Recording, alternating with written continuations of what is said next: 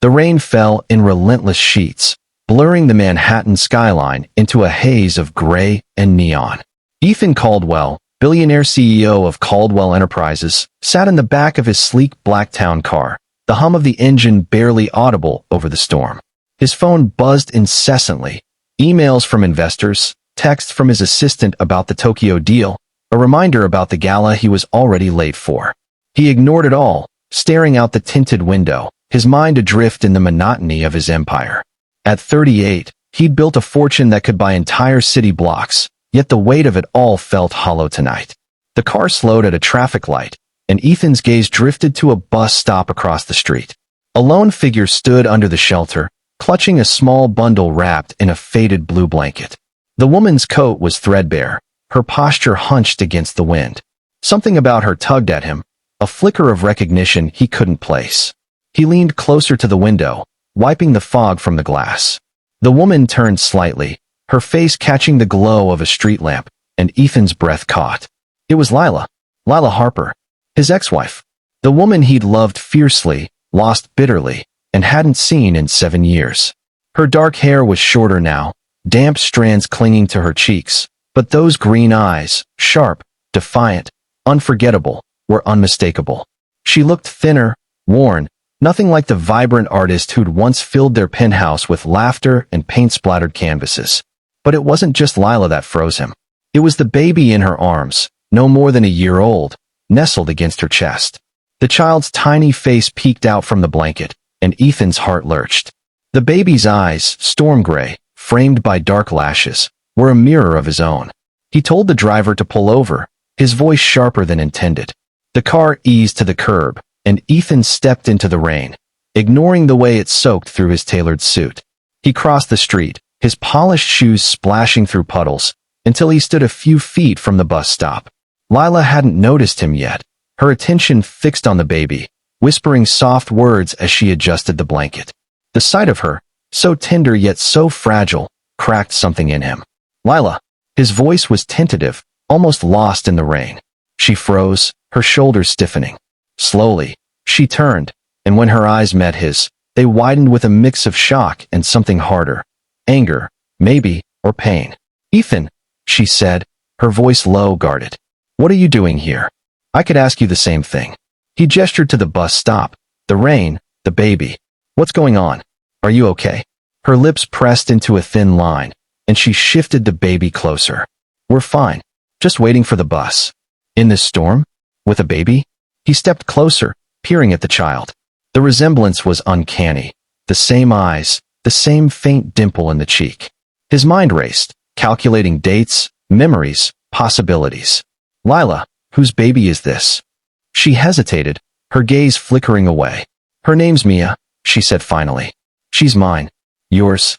His voice cracked. And who's the father? Lila's eyes flashed, a spark of the fire he remembered. That's none of your business, Ethan. You lost the right to ask questions a long time ago. The words stung, but he couldn't tear his eyes from the baby. Mia. The math didn't add up.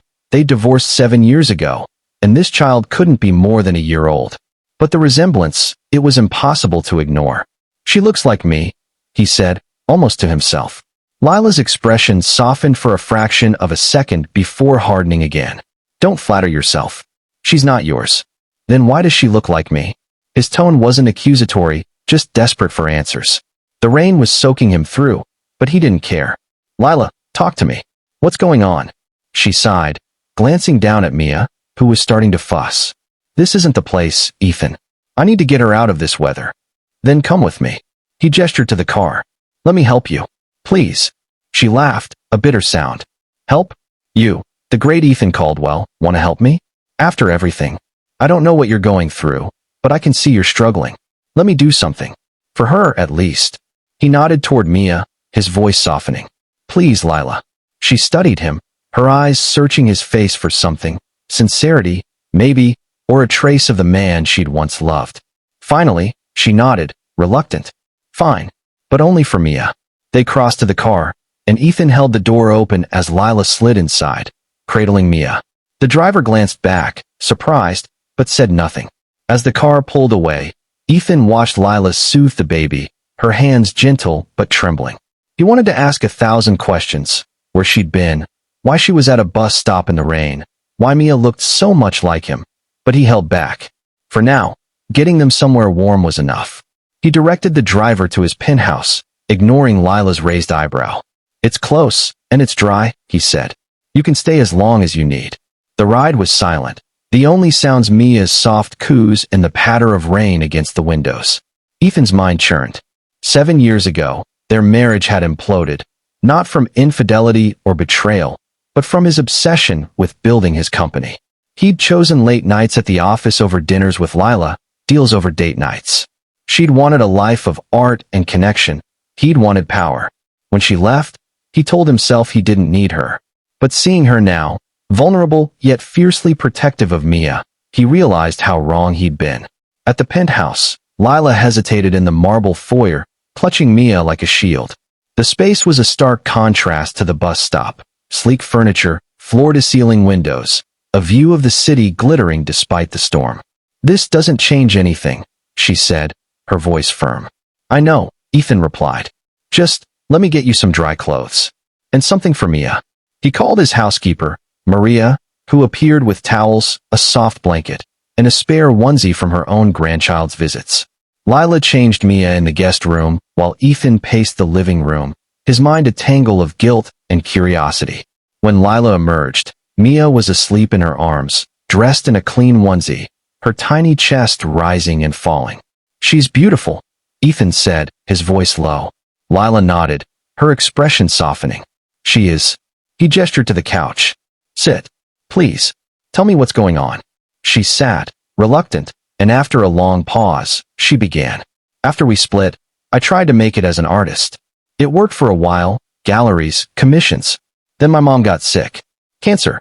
I moved back to Brooklyn to take care of her. She passed 2 years ago and I lost everything. My savings, my studio. I was working odd jobs, barely scraping by. Then I found Mia. Found her." Ethan frowned. Lila's eyes met his, steady but tired. "She's not biologically mine, Ethan. I found her in an alley behind my apartment building, abandoned in a cardboard box. She was maybe a month old, crying, freezing. I couldn't leave her there. I took her in, got her to a hospital.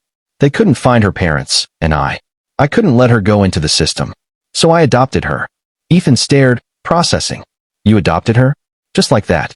"It wasn't just like that," Lila snapped. "It was months of paperwork, home visits, proving I could provide for her. I've been doing everything I can, but it's hard. I'm a waitress now, barely making rent. The bus stop. My car broke down last week, and I can't afford to fix it." He leaned back, stunned. Lila, who'd once dreamed of painting murals across the world, was now a single mother to an abandoned child, scraping by in a city that chewed up dreamers. And Mia? Not his daughter, but a child who looked so much like him it hurt. "Why does she look like me?" he asked again, softer this time. Lila shrugged, a sad smile tugging at her lips. "I don't know. Fate's got a weird sense of humor, I guess." He wanted to press, but her exhaustion stopped him. Instead, he stood. "Stay here tonight. Both of you. There's plenty of room, and Mia needs a warm bed." Lila shook her head. "We're not your charity case, Ethan." "It's not charity," he said, his voice firm. "It's the least I can do. Please." She relented, too tired to argue. That night, as Lila and Mia slept in the guest room, Ethan sat in his study, staring at a photo from their wedding day. Lila's smile, radiant and unburdened, mocked him. He'd let her slip away, and now she was carrying the weight of a life he couldn't imagine. But Mia was a mystery that gnawed at him. He called his private investigator, a discreet man named Victor who'd handled sensitive matters before. "Find out everything you can about Lila Harper and her adopted daughter, Mia. Start with the adoption records. I need to know where that baby came from." The next morning, Lila was wary but grateful. Maria had prepared breakfast, pancakes, fruit, coffee, and Mia giggled as Lila fed her tiny bites. Ethan watched from the doorway, a pang in his chest. "I have to go to work," he said. "But stay as long as you need. Maria's here, and there's a driver if you need to go anywhere." Lila nodded, her guard still up. "Thanks, Ethan. But we'll be out of your hair soon." He didn't argue, but as he left for the office, he made another call to Victor. "Dig deeper. I want answers fast." Days turned into weeks. Lila and Mia stayed, reluctantly at first, but Ethan's persistence wore her down. He bought a crib, toys, clothes for Mia, claiming it was nothing, just things he could afford. Lila bristled at his wealth, but couldn't deny Mia the comfort. Slowly, they fell into a rhythm. Lila painting in the mornings, using supplies Ethan quietly ordered, while he spent evenings playing with Mia, marveling at her tiny hands and infectious laugh. The resemblance haunted him, but he didn't push Lila again. Not yet. Victor's call came on a crisp October evening. The adoption records are clean, he said. Lila found the baby in an alley, like she said. No trace of the biological parents. But there's something else. The hospital where Mia was taken after Lila found her, they ran a DNA test to check for genetic conditions. I pulled some strings, got a copy. Ethan, Mia's DNA is a close match to yours. Not a daughter, but possibly a niece or cousin. Ethan's heart pounded. How close? Close enough that she's family. Your family. He hung up, mind reeling. He had no siblings, no close cousins. His parents were gone, his extended family scattered. But there was one possibility, one he'd buried years ago. His uncle, Richard Caldwell, a drifter who disappeared a decade ago after a falling out with the family. Richard had been reckless, charming, always in trouble. Could Mia be his daughter? Left in an alley, abandoned? Ethan confronted Lila that night, showing her the DNA report. She read it, her face paling. This doesn't make sense, she whispered. I found her. She was alone. I know, Ethan said. But she's connected to me. To my family. I need to find out how. Together, they pieced it together. Ethan tracked down leads on Richard, discovering he'd been in New York 2 years ago, living in a halfway house. A woman, Sarah, had been with him, a transient, struggling with addiction. They'd had a child, but Sarah vanished, and Richard died of an overdose months later. The timeline fit. Mia was likely their daughter, abandoned when Sarah couldn't cope. The truth hit Ethan like a freight train. Mia was his niece, a piece of his fractured family. And Lila, who owed him nothing, had saved her. He looked at Lila, tears in his eyes. You didn't just find her. You gave her a life. You are incredible. Lila shook her head, tears spilling. I just did what anyone would do. No, Ethan said. Not anyone. You. The emotional weight of it broke them both. Lila admitted how hard it had been. The fear of failing Mia, the loneliness. Ethan confessed his regrets, how he'd lost himself in ambition, how seeing her again had woken something in him. They talked until dawn, not as exes, but as two people bound by a child who'd changed everything. Ethan didn't just want to help anymore. He wanted to be part of their lives. He set up a trust fund for Mia, insisting it was her birthright as a Caldwell. He offered Lila a studio space, not as charity, but as a partner who believed in her art. Slowly, Lila let him in, not as her husband, but as a friend, a co-parent to Mia in whatever way she allowed.